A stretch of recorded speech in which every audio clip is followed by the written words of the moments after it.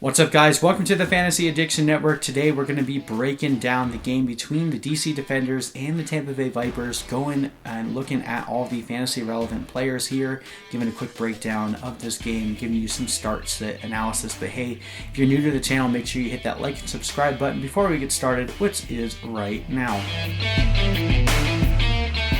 Alright, so probably the most anticipated and interesting game on the week, especially after we saw Tampa Bay take a step forward last week, but still weren't able to get that win against Houston.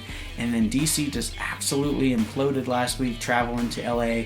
So they're on the road again this week, going to Tampa. Tampa is 0-3, desperate for a win, and the Defenders should be desperate to prove to the league that last week was a fluke, that they can prepare and win games on the road. So it's going to be really interesting to see how this one turns out. Over under for this game is 44.5, and right now the Defenders are favored by 2.5, but that is not a very big spread for a team that last week was seen as the best team in the XFL, or at least one of, going against the worst team. A spread of 2.5 shows how much confidence was shaken from this team, at least in the eyes of Vegas. So overall, I think that Vegas is pretty close on this one. I do think that the overall point total, it probably will hit the over, maybe just by a little bit. And I do think that Defenders will be able to cover that spread, but it probably won't be a blowout by any means. I do think the Vipers can keep up. I think the Defenders showed some holes in their defense, but you guys are here for fantasy analysis, so let's break down both of these teams. We'll begin with the DC Defenders. All right, so talking Cardale Jones, he completely imploded last week. He was the number one rated quarterback through the first 2 weeks, and then last week threw 4 interceptions, no touchdowns. Looked like he had never played professional football in his life.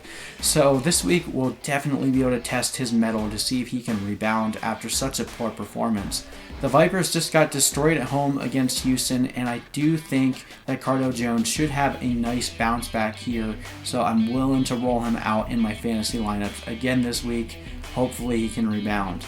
Now, on the running back side, no team has actually allowed less points to opposing running backs than Tampa Bay.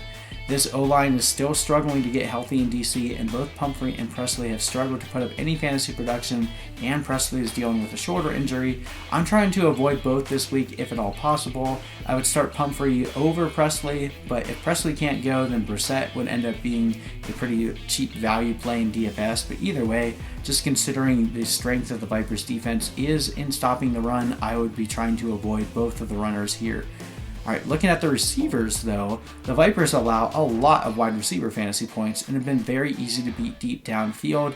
Each week, they have allowed something big to happen deep downfield. We had 2 over 30-yard passes completed with Matt McGloin throwing the ball in week 1.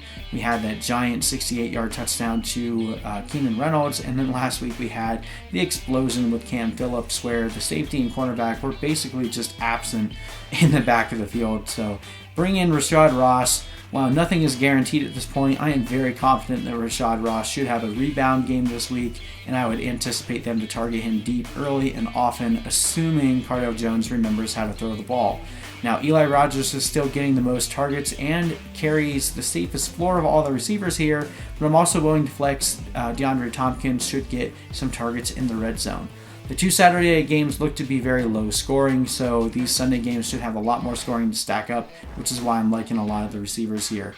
Looking at the tight end, now Kari Lee is one of the least targeted tight ends in the league right now, but he's used in high leverage and high fantasy volume situations, so he carries a higher ceiling pretty much over every tight end with the exception of Donald Parham, but his floor is basically 0, so just know that going in. But at this point, beggars can't be choosers with tight ends. You're probably starting Kari Lee. And then on the defensive side, this should be a higher scoring game, which limits DC's ceiling. However, Tampa Bay has been turning the ball over pretty consistently, so there's still a pretty decent option here. Let's jump over to the Tampa Bay Vipers. Now, looking at this quarterback situation, very interesting here. Quentin Flowers has taken a leave of absence from the team.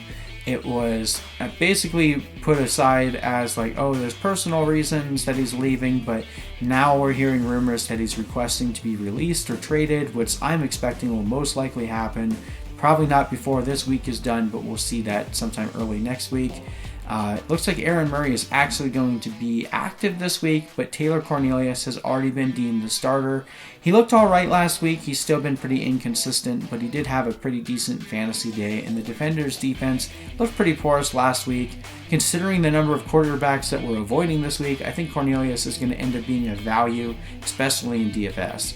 Now, looking at the running backs here, Martez Carter last week was able to destroy the Defenders, and I wouldn't be surprised if the Vipers' game plan involves trying to deploy Devion Smith in a very similar fashion. We've seen Devion Smith come very close to scoring touchdowns this year. He just hasn't gotten to the end zone yet, but he's looked very good.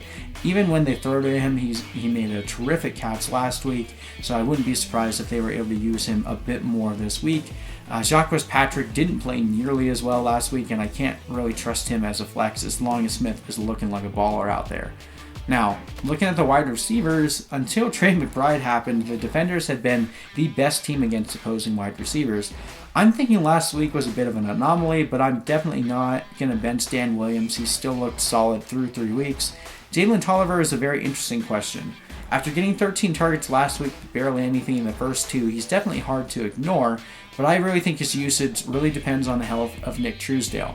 If Nick Truesdale is back, I'm going to sour on Tolliver a lot. Otherwise, I think Tolliver is a value. And that being said, if Truesdale starts, you're definitely going to play him. But if not, I'm probably going to leave Goolsby alone this week if I can. He didn't do too much last week in Truesdale's absence because the team pivoted mostly to Tolliver and Reese Horn. So looking to avoid that tight end spot unless Nick Truesdale gets the start.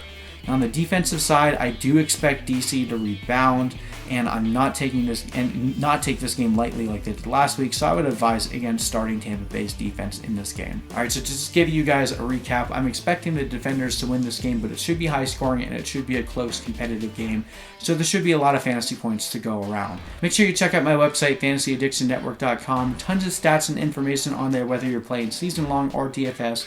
Give you guys everything that you need in order to be able to succeed in playing fantasy in the XFL. Thank you so much for watching. Make sure you hit that like and subscribe button for more content, and I will see you in the next video.